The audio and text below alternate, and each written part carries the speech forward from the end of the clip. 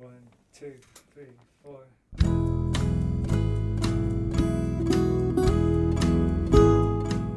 Hello, you're listening to the SKYLIT Books podcast series. We are a general interest independent bookstore located in the Los Feliz neighborhood of Los Angeles, California. This year, because of the coronavirus pandemic, we've had to close our store and cancel in-person events. But SKYLIT is your neighborhood bookstore, and we are finding ways to create community even while we're far apart. In the coming weeks, we'll be putting out lots of new audio content to help you discover new books, connect with authors, and check in with your favorite booksellers. To learn more about how you can help keep SKYLIT alive, please visit our website at skylitbooks.com or check out our social media accounts on Twitter and Instagram. You can subscribe to the podcast on Podbean, iTunes, and Spotify. Thank you for listening and enjoy.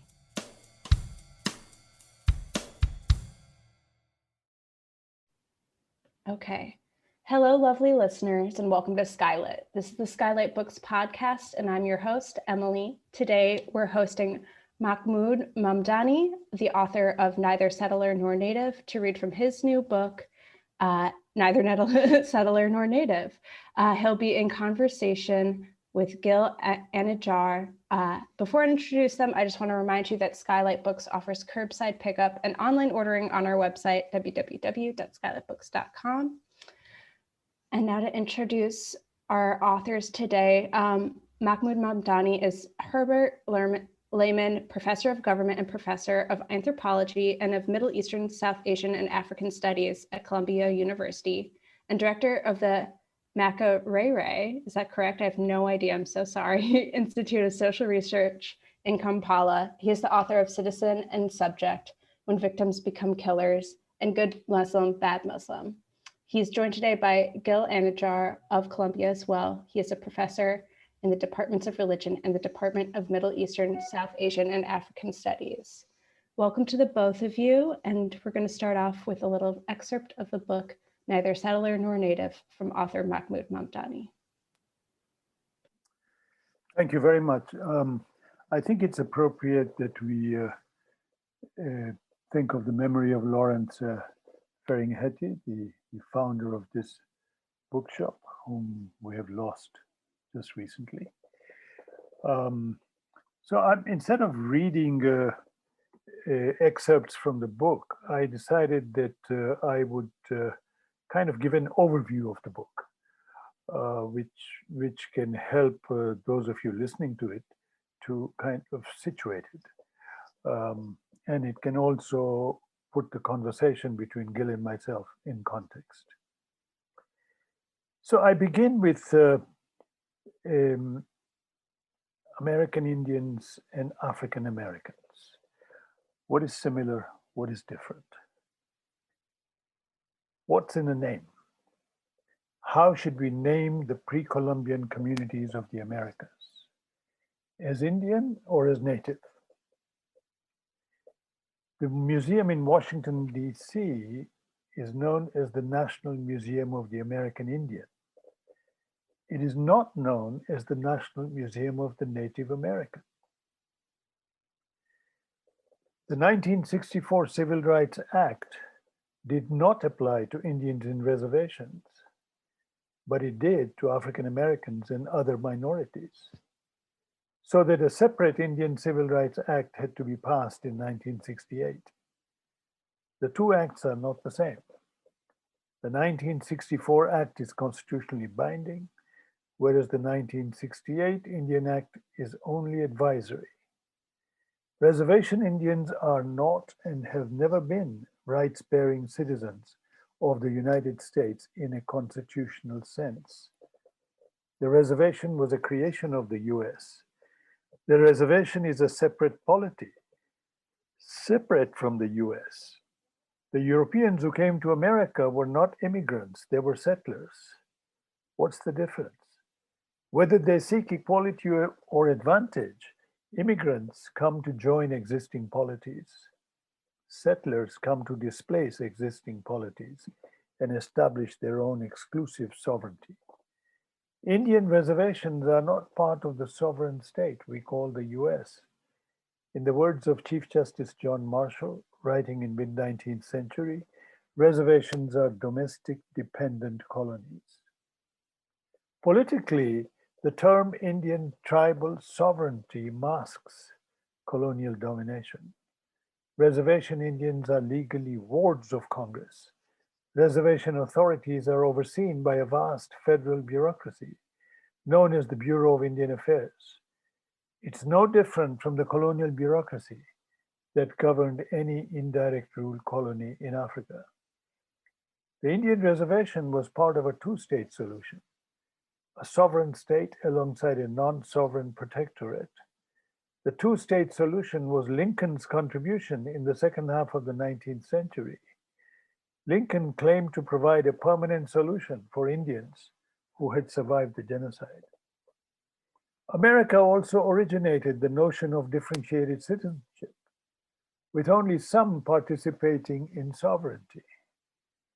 Until 1921, Indians were nationals but not citizens. After that, Indians had to be naturalized as citizens, meaning they had first to be purged as members of Indian polities before they could become US citizens. Africans were enslaved individually and then governed in thousands of plantations. Indians were colonized as a people. Colonized Indians and African slaves represent two different strategies of domination with radically different consequences. Reservation Indians and African Americans do not have the same relationship to the US. Racial and colonial domination are not the same, even if racial discrimination is common to both. Economically, the American Indian symbolized stolen land. The African slave embodied stolen labor. Politically, Indians were governed in a protectorate as part of a two-state solution. African slaves were racially segregated within a one-state polity and governed in separate plantations. Invented in America, the two-state solution was exported to Germany. Whereas Hitler wanted to extinguish all minorities in Germany, post-Holocaust Germany looked for a two-state solution. Instead of reintegrating Jews into Germany, it supported a state exclusively for Jews. The Israelis pushed for their own two-state solution, starting with the Nakba. The Nakba continues today. It is worth noting that South Africa is the place where apartheid tried but failed to press home a two-state solution. The one-state solution has provided a more suitable political frame for the development of the struggle against Jim Crow and racial domination. A multi-state solution, as in the Indian case, fragmented and isolated the colonized in reservations, which South Africans call Bantustans. Even if it proceeded by fits and starts, sometimes even receded, the one-state framework has made possible the development of alliances. The two-state solution explains the continued isolation and colonial subjugation of the reservation India. I'd like to talk about South Africa. South African settlers attained state independence in 1910. Over the next few years, settlers studied how Indians were governed in North America. Three key elements of the Indian model or the American model were exported to South Africa: homeland, traditional authority, and customary law. First, every tribe must be territorially contained in a homeland. Second, every homeland must be administered by a homeland authority, sanctioned as trans-historical and traditional, and thus not subject to being elected. Finally, this traditional authority must enforce a customary law on the homeland, also trans-historical and thus unchanging, with one proviso, that custom be excised of all practices or notions that settlers considered repugnant to civilization. Now, South Africa was not the only one to learn from the US. So did Germany and Hitler. Hitler learned that genocide is doable and therefore thinkable, and that it's possible to legislate a hierarchy of citizens, some first class, others second class, and yet others third class, as with Puerto Ricans, African Americans, and Indian citizens after 1921. Hitler appointed a committee of lawyers to study American citizenship laws as preparation to draft Nuremberg laws for Jews. This learning process has been documented in full by James Q. Whitman of Yale in Hitler's American Model.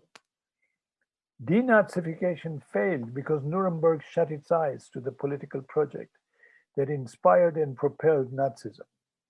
That project was the nation state. Nazism went beyond distinguishing a sovereign majority from non-sovereign minorities. It strove for a purified nation state, one that would cleanse the nation of all minorities.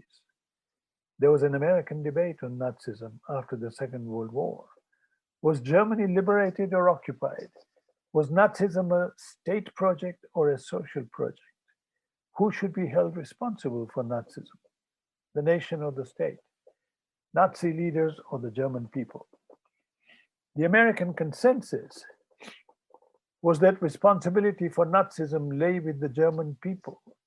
At Nuremberg and after, millions were considered criminally culpable. Yet Nazism was never probed as a political project. A similar debate unfolded in Germany, particularly among German left intellectuals, the most prominent being Franz Neumann and Herbert Marcuse. Neumann wrote the book Behemoth. Their answer was that Nazism was a nation-state project, a project of both the Nazi state and the folk nation to eradicate the state territory of national minorities like Jews and Roma. Nazism was above all a political project.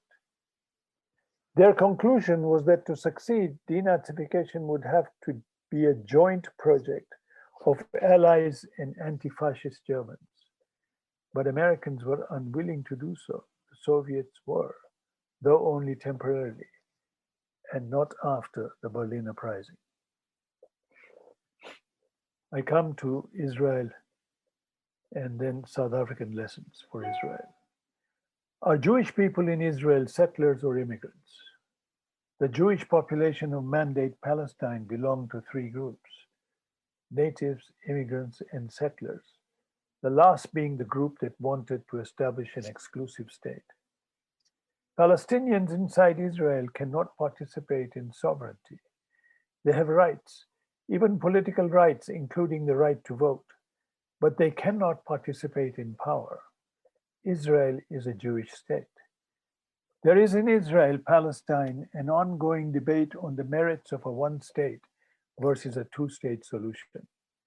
It calls on us to think through the difference between colonial and racial subjugation, even where racism plagues, both in American terms, even where racism plagues both. In American terms, it's the alternative represented by the African slave and the colonized Indian. For a third alternative, we have to look at the South African transition from apartheid. I trace the turning point in anti-apartheid politics in South Africa to the 1970s. Anti-apartheid politics before 1970s reproduced the racialized architecture of apartheid. Each racial group organized separately as defined by apartheid power.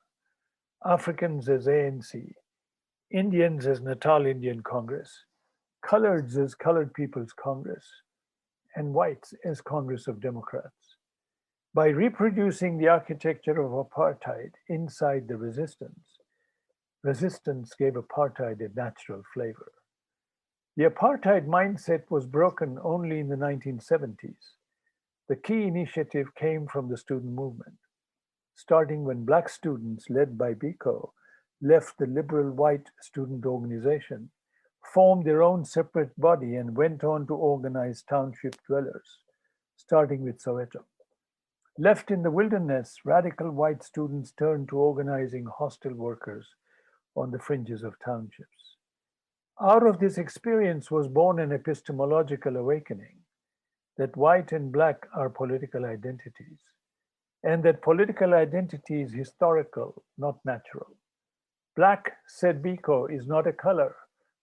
If you're oppressed, you're black.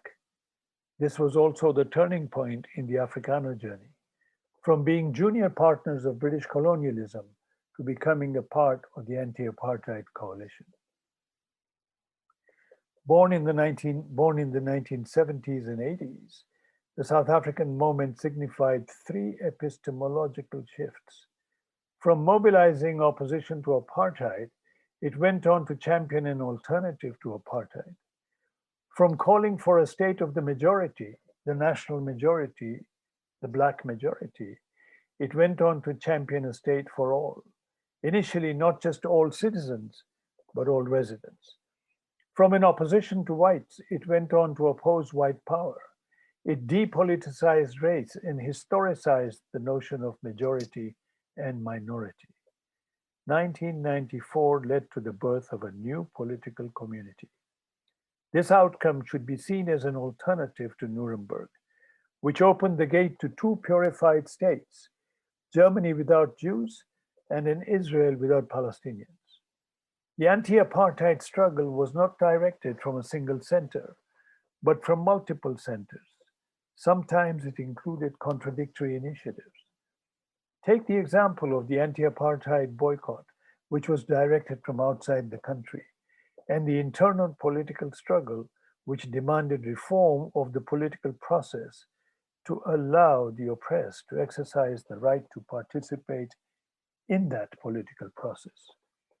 Whereas the anti-apartheid boycott made no distinction between South African state and society, calling for a boycott of both, the internal political struggle proceeded by building alliances with all sectors of white society, so long as they did not openly and actively support the apartheid state. Apartheid power was not defeated, neither did apartheid win. The situation in the mid-1980s could only be described as a stalemate. Why then did apartheid power agree to negotiate in 1990? Two considerations made captains of apartheid rethink their primary reliance on a military strategy. One, the possibility that anti-apartheid mobilization may spread from the townships to Bantustans. But more important was the second possibility, one that signaled the likelihood of an even more scary outcome. Boers realized that the hitherto pro-apartheid Boer intelligentsia was gradually beginning to abandon apartheid as a state project. Finally, lessons for Palestinians. The Palestinian population is today fragmented into three: colonized citizens of Israel, residents of the occupied territories, and refugees. Since 1948, each has been the source of a different political initiative. Refugees were the social base of the armed struggle. The first Intifada moved the social base of Palestinian resistance from refugees to Israel-Palestine. The second Intifada propelled Balad into calling for an inclusion of Palestinians in the political process, calling for a state of all citizens. After that came BDS. Anchored in the occupied territories, BDS called for an external boycott, asking the world to divest from Israel. The South African lesson is that we need to rethink the liberation project as political and not just as moral. In Palestine, this means building on the gains of Balad and adopting a political strategy that will welcome anti-Zionist and non-Zionist Jews into the larger movement for a de-Zionization of the Israeli state. Rather than think of Balad and BDS as representing strategic alternatives, the South African lesson is to embrace both as standing for complementary strategies, external and internal. The lesson of the African American struggle is to build alliances within a single state so as to forestall the fragmentation, isolation, and continued colonization as has happened to Indians in North America. Thank you. Thank you, Mahmood. It's really great to listen to you provide us with an account of the book, which I should say does not include all the breadth, in fact, of the book. If I'm not mistaken, you did not mention in your introductory remarks, you did not mention South Sudan.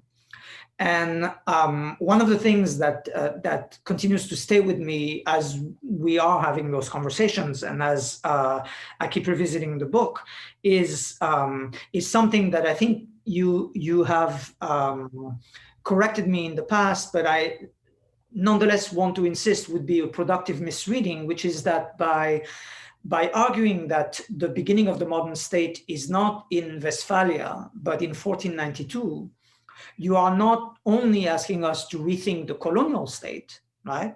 But in its racial and colonial dimension and the distinction that you make there, but you are, and as well as by invoking the majority-minority dynamic, you are actually asking us to rethink the modern state, right, as such.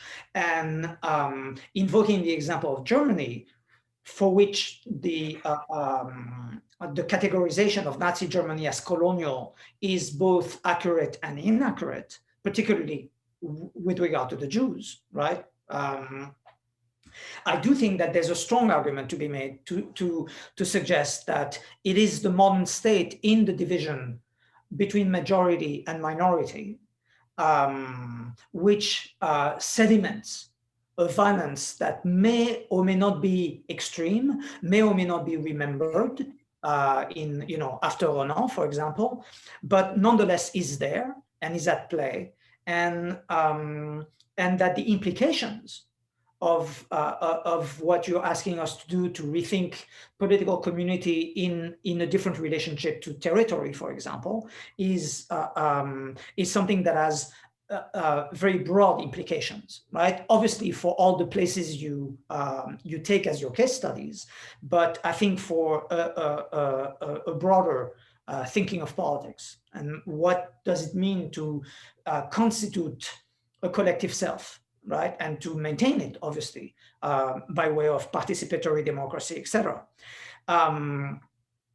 So having said that, and not necessarily to push you in that direction, given the number of conversations you have had since the publication of the book, I did want to, and you and I have joked a little bit about the fact that, I am one of those people who keeps asking you, why didn't you write another book? Which I don't think is entirely fair, because I do like the book as it is. But people surely have been pressing you in all kinds of directions. I wanted to give you an opportunity, actually, after all these conversations, given the time that has passed, to say maybe something about what you would have wanted to do different now that you have listened to misunderstandings, misreadings, challenging questions, conversations. Is there a way you would want to reimagine the book, minute or major? It doesn't have to be, but yeah, that I guess is my first question. Well, good, thank you. This is a provocative question, an open question, and a question that may be slightly premature. The book just came out in November, so I will give you a premature answer. One thing that I think I would do differently is I would write a different introduction. The present introduction of the book is more academic than political. Academic in the sense that it very faithfully gives us a genealogy of both a narration of political events, but also a genealogy of the discursive terrain, the debates on how to understand colonized minorities, and then the discussions taken by various international bodies, etc. I would have written a much shorter introduction. I would have written an introduction more in line with the kind of overview I just gave, which does not, which kind of reflects on the book, and not just says that this is what I'm going to do, and then do it, or gives a prehistory of what I'm going to do. So that's one thing I could have done differently. Second thing I could have done differently is I think I would have written the chapter on Sudan as a different chapter. I would have written it because Sudan is important. Sudan provides us the most elaborate case of the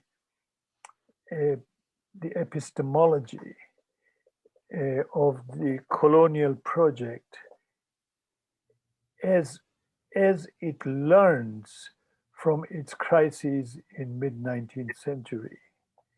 And as it moves beyond the Lockean division of majority and minority as different religious communities, to now take this difference and underwrite it through the whole of humanity.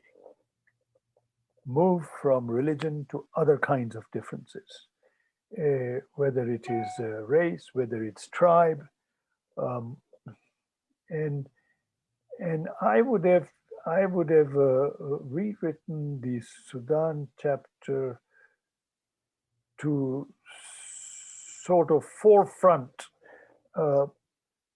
how the British imperial power put these lessons into statecraft and into practice in Sudan, and how that laid the groundwork for kind of a very derivative politics in Sudan. The way you had a derivative politics in South Africa with the formation of an ANC and an Indian, Natal Indian Congress and a Colored People Congress and so on. And how the only questioning of that was John Garang. And how this derivative politics was reproduced in South Sudan, giving us two-state solution, a state for the Arabs, a state for the Africans. And then, of course, the African state becoming a federation of different tribal autonomies, in a way. I would have also, redone the Sudan chapter, and thereby also shortened it somewhat. So I think I would have probably written a book less than 400 pages, maybe 350, something like that. That's my current thinking. I said it's premature because as we keep on talking and as there are more engagements, I would do more. Thirdly, of course, yes. Thirdly, I would forefront the African American, the contrast between the African American and Indian experiences as a lesson in the difference between one state and two-state solutions. That's really great. Thank you for that. It's interesting that my next question actually was going to be in reaction to the conversation you had last week at the Institute for Palestine Studies with Rana Barakat, where you in fact brought up the question of African American politics as one of the elements which, unless I'm mistaken, does not entirely come out in the book, at least not in the way you phrased it last week.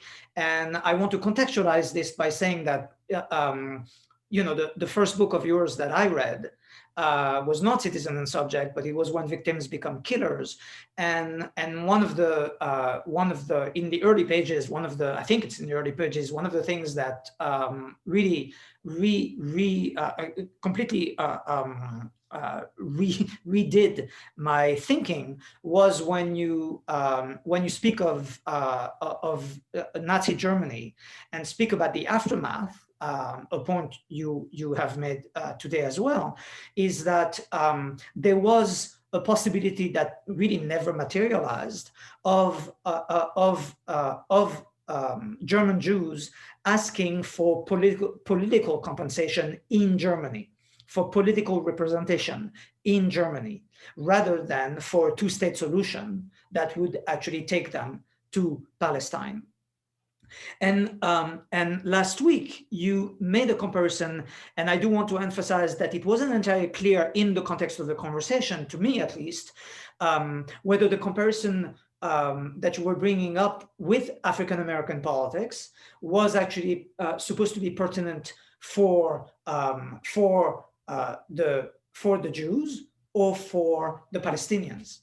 And I'll just quickly said that what you said last week was that Marcus Garvey said that the solution to the African-American problem was in fact to go back to Africa, right? With all the colonial civilizing implications of that project and all the failure of that project in Liberia.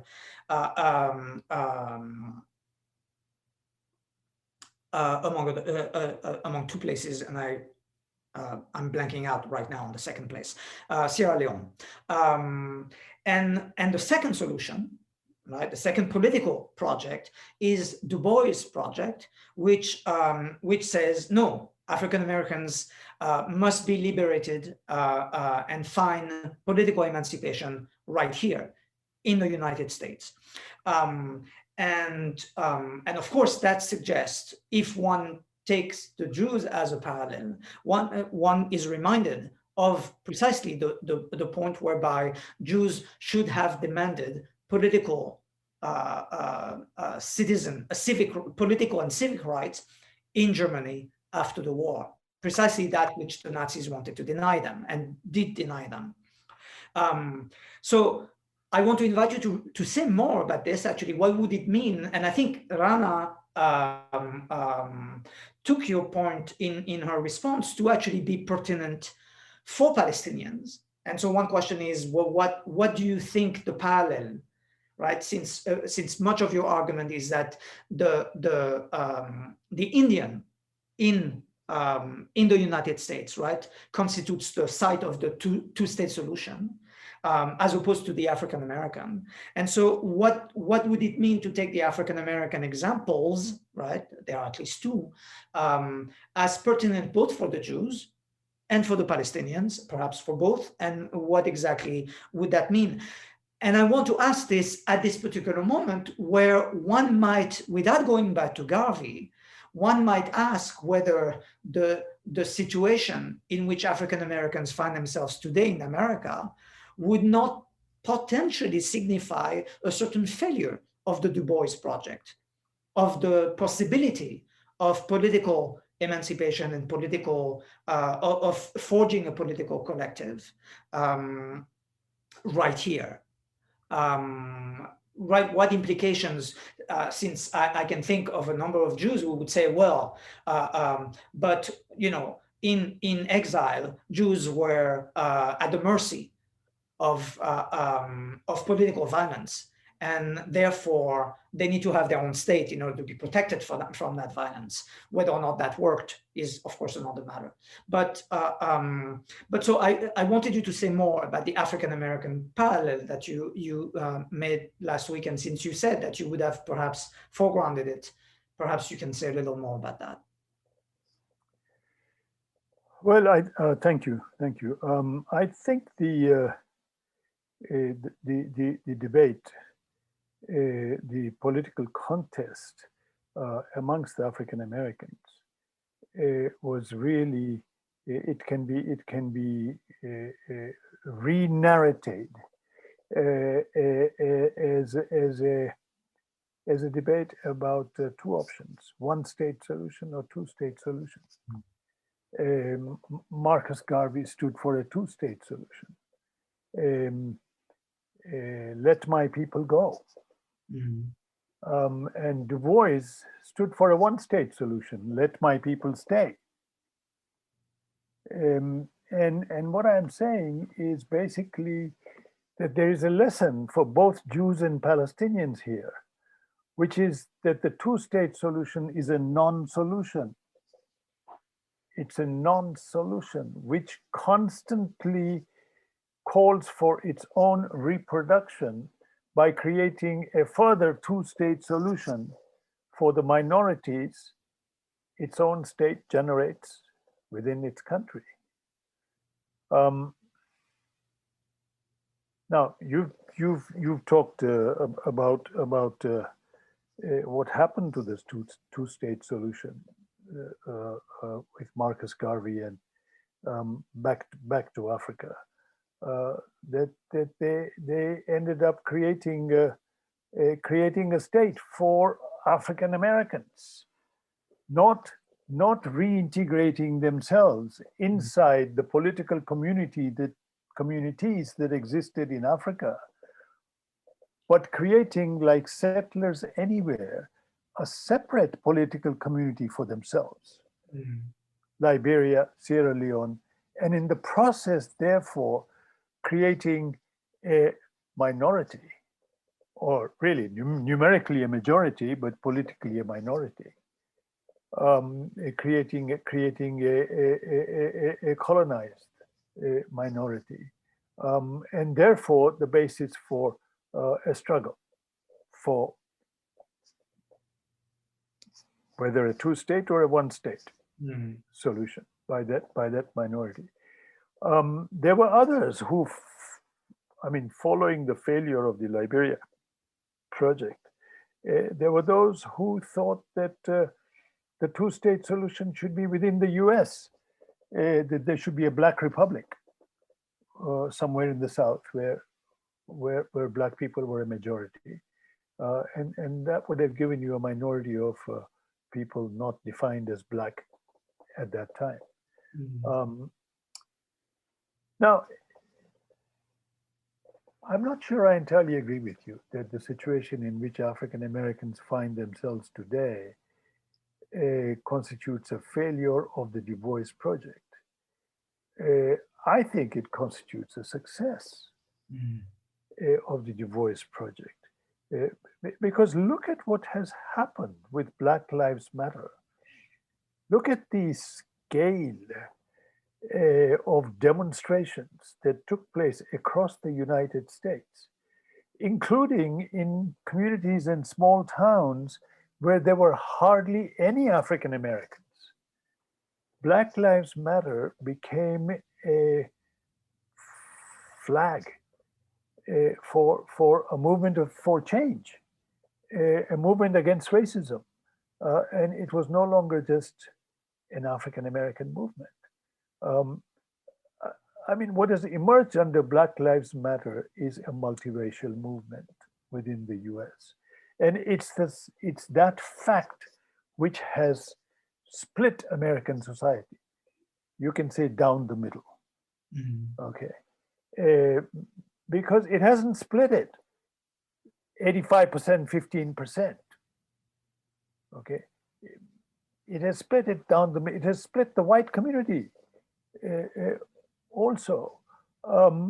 So this is obviously not the destination.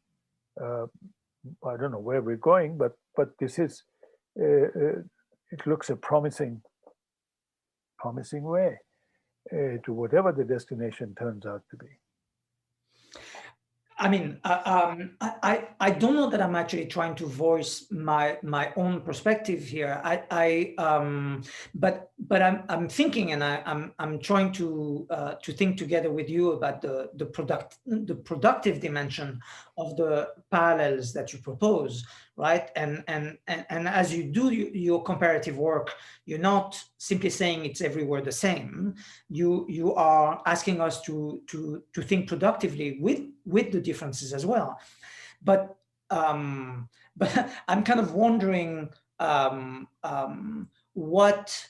given that this is 2021, to assert that Black Lives Matter is a vindication of the Du Bois Project is nonetheless to mark the time that it has taken to achieve a sense that the white settler community is split in two on the issue of equal rights,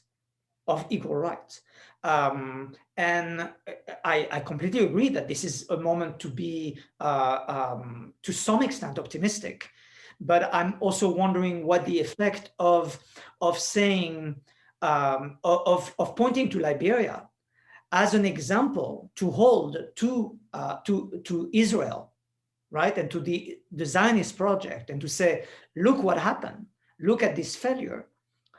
Wasn't the Du Bois alternative of imagining a Jewish political project that would be right here, say in Germany, among other places, whether or in the United States, and whether that would actually be convincing by pointing to the African-American trajectory? That I suppose is what I'm asking, or whether the kind of political labor that you are pointing to is in fact really we're talking about centuries of labor, and that since it is about forging a political collective, centuries seems like a long time for the forging, as necessary, as unavoidable as it may be. And perhaps as a follow-up question, because I do think that they are connected. One of the things, as I read the manuscript, I think I kept asking you about the regional dimension of that I've learned from you in so much of your work, which can be said to be recast in this particular book as in fact being almost global, right? Again, the geographical reach being what it is. But I'm wondering, given the detachment that you propose between the collective, the political collective, and the territory, right? A homeland and not a nation state. What happens to the region in Israel-Palestine, given the state of the region, and given the possibility of forging, again, or at least the desire, the wish, to forge a political collective that would be of a different sort, that would have a different project? What happens to territory in this context, right? Given the proximity of Syria, given the proximity of things being relative, the proximity of Lebanon, the proximity of things being relative of Iraq. Is there a kind of lingering dimension to the closer regional thinking that you have otherwise habituated us to, that may be at work, right? Because when Du Bois say, we stay right here, the territorial dimension is not a question, right? The United States has already established its borders, as it were, give or take a few colonial invasions and territories, but the territory is not in question. Whereas in Palestine, the territory could be said to be in question, if only because it is so fragile and fragilized elsewhere, Sykes-Picot and all that. Do you have thoughts on that? Well, once you go for a two-state solution, whether in the US or in the Middle East, territory is always in question. Okay, because you're talking of founding another state, whether for victims or for perpetrators. Okay, but you're talking of separating the two. So with every two-state solution, territory was always in question. Mm-hmm. So I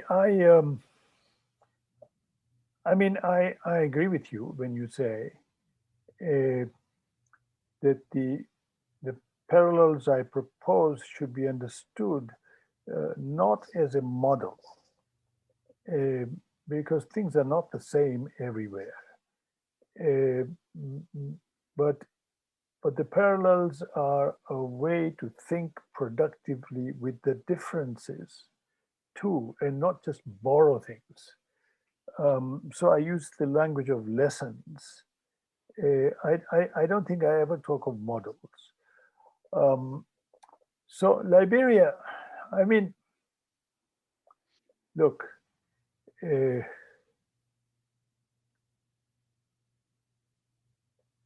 African Americans were slaves 150 years ago, right? In the US. Jews were not slaves in the US.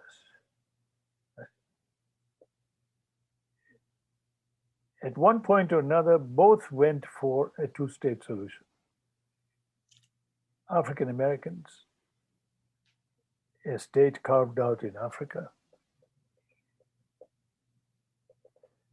Jews, a state carved out in Eretz Israel.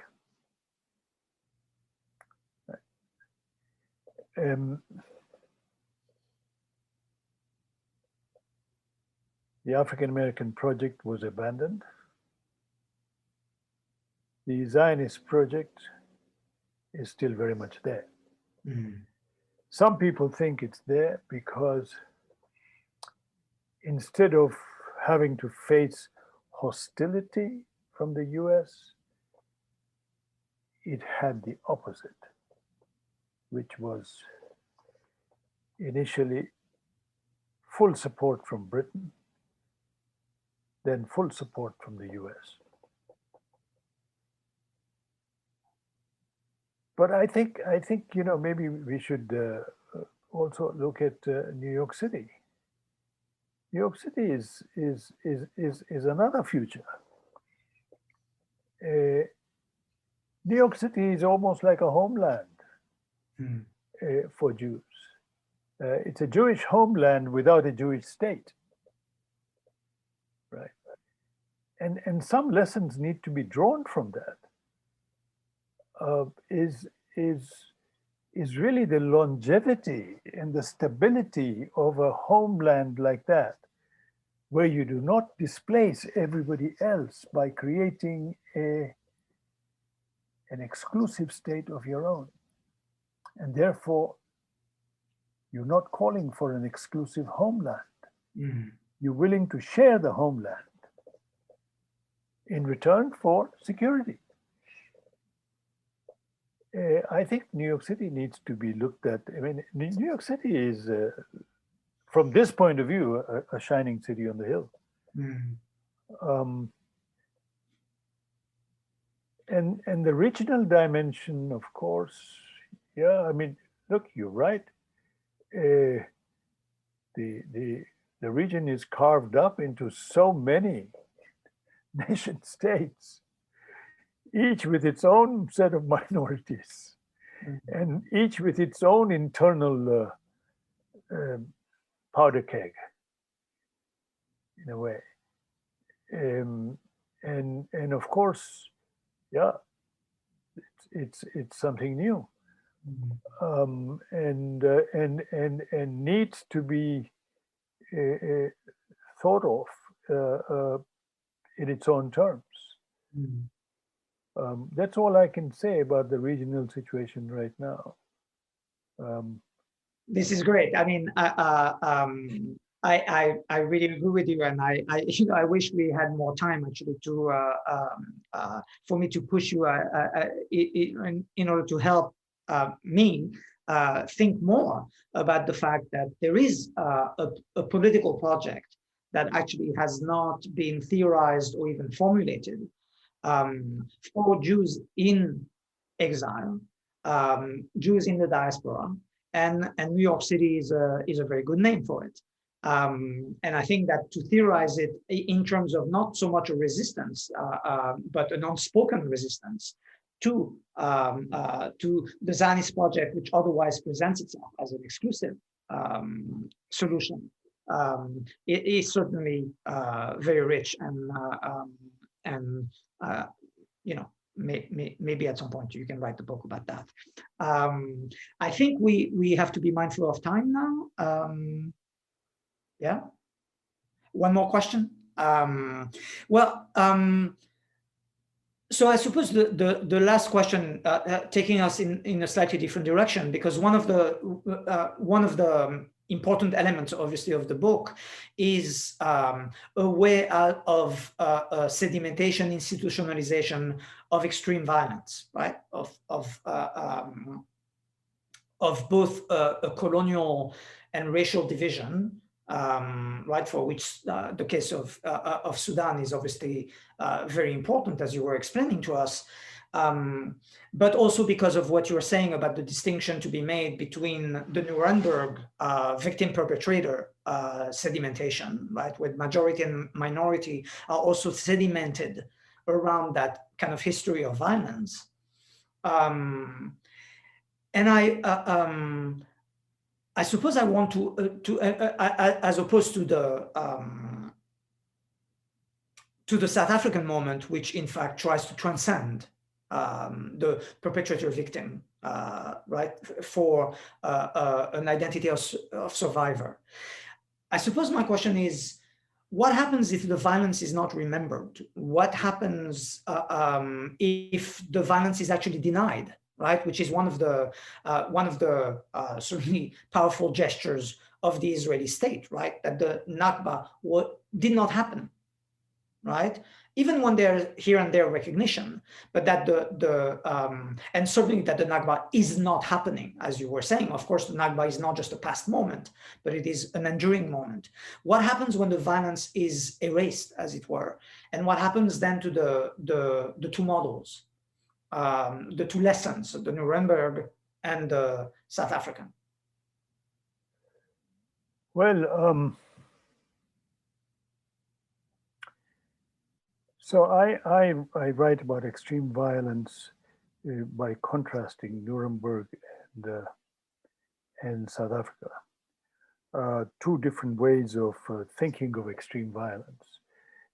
But also inside South Africa, there are two different ways of thinking of it. It is thought differently in the Kempton Park negotiations, and it is thought differently by the TRC.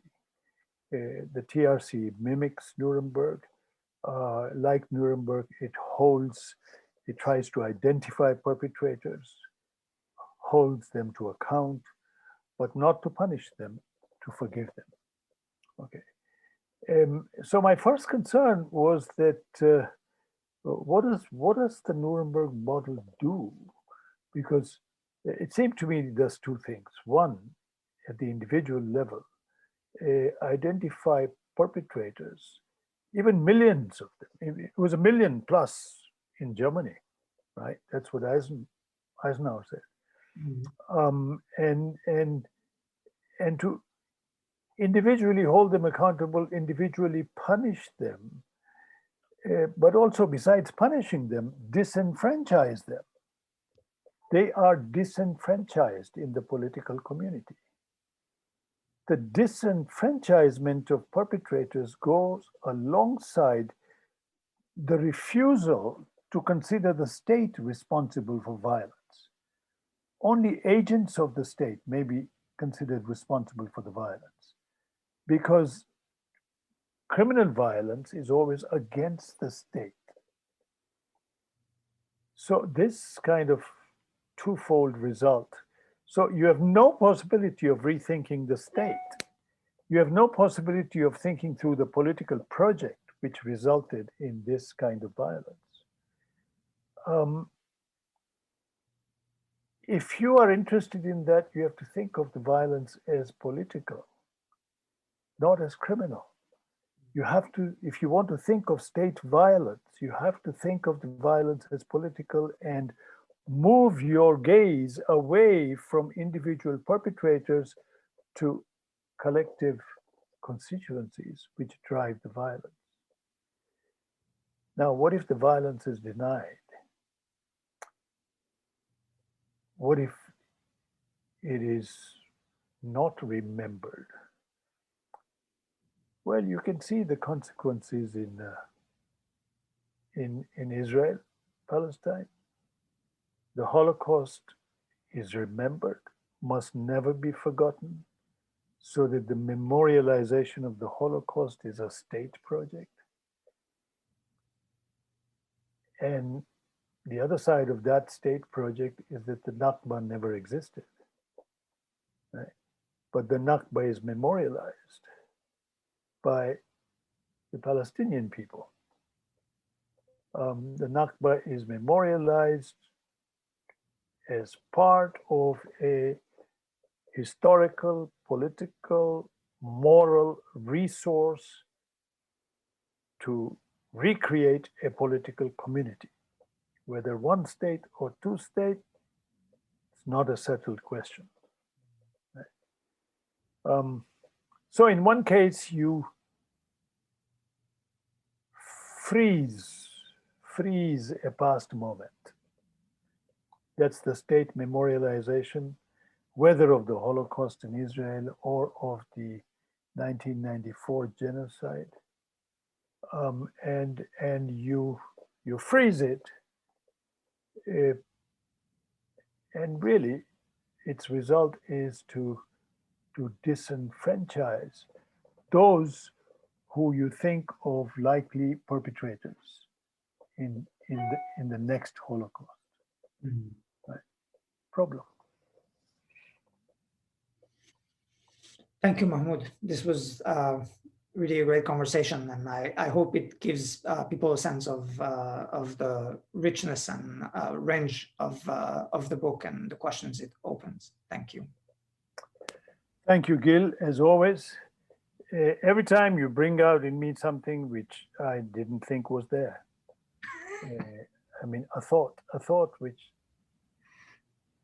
and it seems so easy, but then I realized that it won't be easy if you're not there.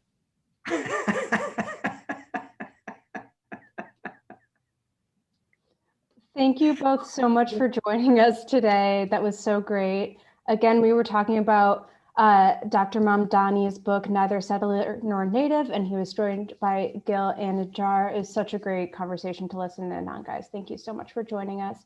Again, you can find the book via our website or in person at SKYLITBooks.com. Thank you so much. Thank you, Skylight Books. Thank you for listening to the Skylight Books podcast series. Please don't forget to visit our website at skylitbooks.com and make sure to follow us on Twitter and Instagram. Also, don't forget to subscribe to this podcast for more author talks and bookseller conversations. You can find us on Podbean, iTunes, and Spotify. Stay safe and healthy, and we hope to see you back in our store soon.